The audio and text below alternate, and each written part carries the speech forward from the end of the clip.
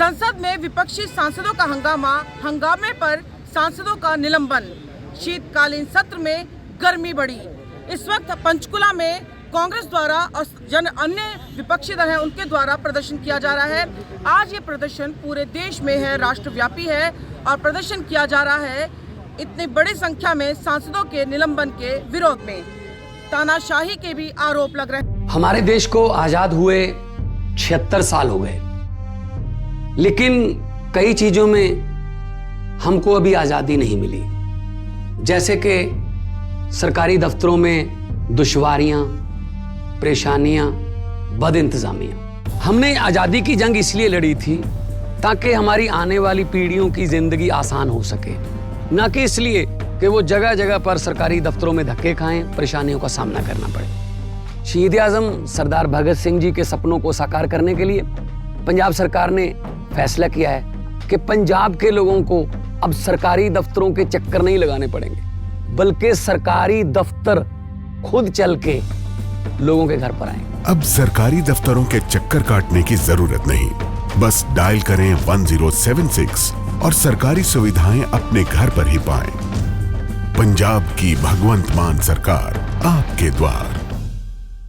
बात करने के लिए है कालका विधानसभा से कांग्रेस विधायक प्रदीप चौधरी। जिस तरीके से निलंबन हुआ है इतनी बड़ी संख्या में सांसदों का, और उसमें ज्यादातर लोकसभा से हैं, और इस पर लगातार पूरे देश में आवाज उठ रही है, आप क्या कहना चाहेंगे? आज देश में जंतर मंतर से लेकर दिल्ली से लेकर पूरे देश भर में जो हमारे 146 सांसदों का निलंबन हुआ है उसका विरोध दर्ज करने के लिए देश में ऐसे प्रदर्शन आज पूरे किए जा रहे हैं, क्योंकि कहीं ना कहीं लोकतंत्र जिसको हमारे देश के लाखों युवाओं ने या देशभक्तों ने या नेताओं ने अपनी कुर्बानियाँ दी और इस लोकतंत्र को जो बनाया, उस लोकतंत्र को बचाने के लिए उस लोकतंत्र से जो आज खिलवाड़ किया जा रहा है, क्योंकि सांसद एक ऐसा होता है प्रतिनिधि जो अपने क्षेत्र के लाखों मतदाताओं की आवाज़ वहाँ रखता है।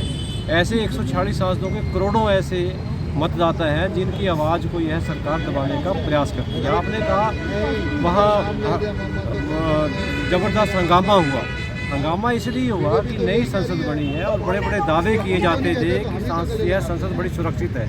कानून व्यवस्था को लेकर जिस तरह वहाँ कुछ हमले हुए वहाँ 2-3 लोगों द्वारा, तो उनके लिए हमारी जो इंडिया गठबंधन है, हमारी कांग्रेस पार्टी है, उन्होंने यही कहा कि इस पर प्रधानमंत्री जी और गृह मंत्री जी अपनी बात रखें। लेकिन कहीं ना कहीं ऐसे मुद्दों से भटकाने के लिए आज बहुत मुद्दे हैं, महंगाई है, बेरोजगारी है, भ्रष्टाचार है, कानून व्यवस्था है, इन मुद्दों से भटकाने के लिए कहीं ना कहीं इतना बड़ा भारी निलंबन सांसदों का किया गया। देश के इतिहास में ऐसा पहली बार होगा कि विपक्ष के बिना यह सरकार अपना काम करना चाहती है, विपक्ष को बाहर करके अपना जो है शुद्ध जाना चाहती है कि हम अपना काम करें और विपक्ष हमारे आड़े ना आए। इस तरह ये पूरा मुद्दा जहाँ से शुरू हुआ उपराष्ट्रपति की मिमिक्री को लेकर, उसके बाद जैसे उन्होंने जाट समाज की तरफ भी कहा, कहीं ना कहीं सहानुभूति के लिए उन्होंने कहा कि ये जाट समाज का अपमान है।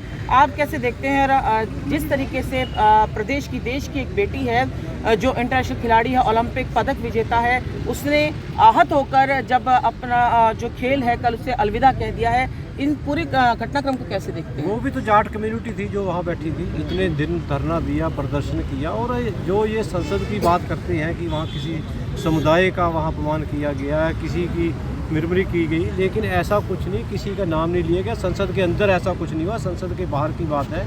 वह अपनी किसी का नाम लेकर उपराष्ट्रपति जी का नाम नहीं लिया, कहीं जाट समुदाय का नाम लिया। आज तो साक्षी मलिक ने इस्तीफ़ा दिया।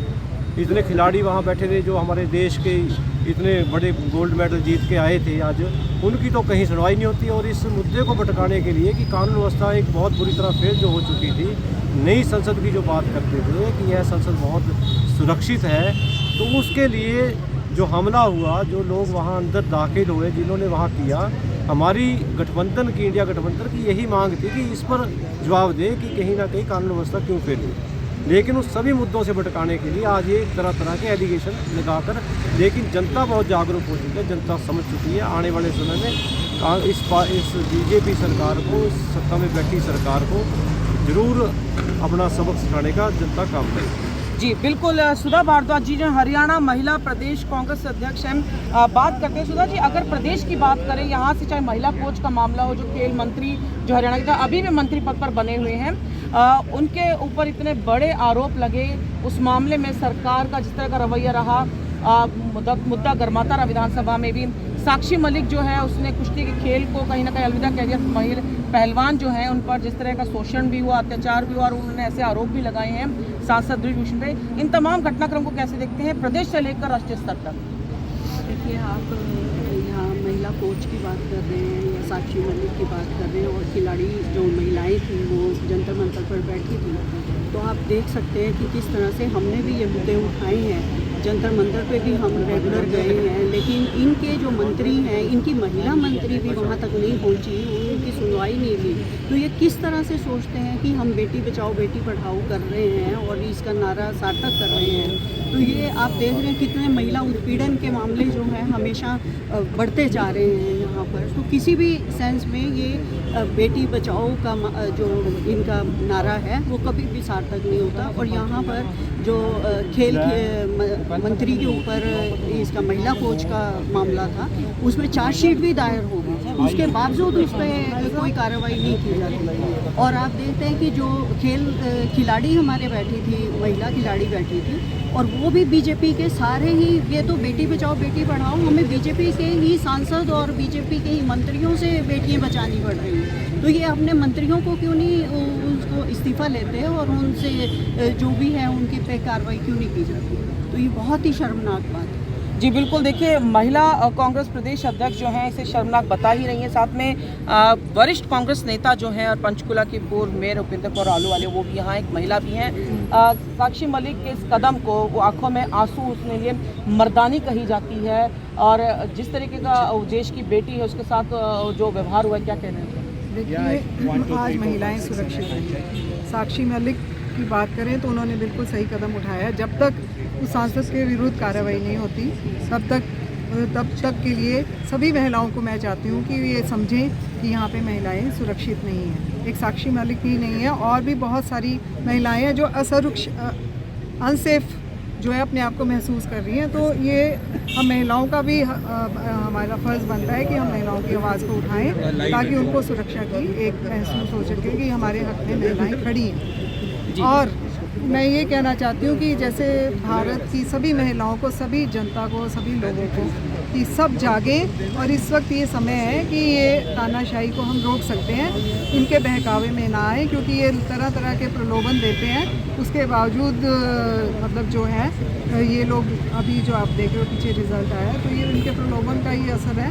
मैं कहती हूँ कि आप ये देखिए कि आपने आगे देश को किस तरफ लेके जाए।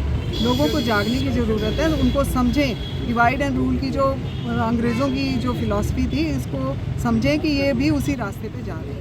जी बिल्कुल, देखिए जिस तरीके से इन तमाम नेताओं का कहना है कि ये केवल सांसदों का निलंबन नहीं है, करोड़ों लोगों की आवाज़ को दबाने का मामला है। चाहे सीपीआई की बात करें, सीपीएम की बात करें, वो दल भी मौजूद हैं, और आज पूरा विपक्ष जो है इस जो निलंबन की जो प्रक्रिया हुई है उसको लेकर विरोध दर्ज कर रहा है। पंजाब केसरी टीवी के लिए अपने सहयोगी विजय शौरान के साथ पंचकुला से मैं उमंग शरान।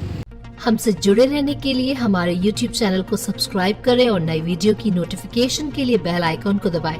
अगर आप ये वीडियो Facebook पर देख रहे हैं तो लाइक जरूर करें और ज्यादा से ज्यादा शेयर करें। धन्यवाद।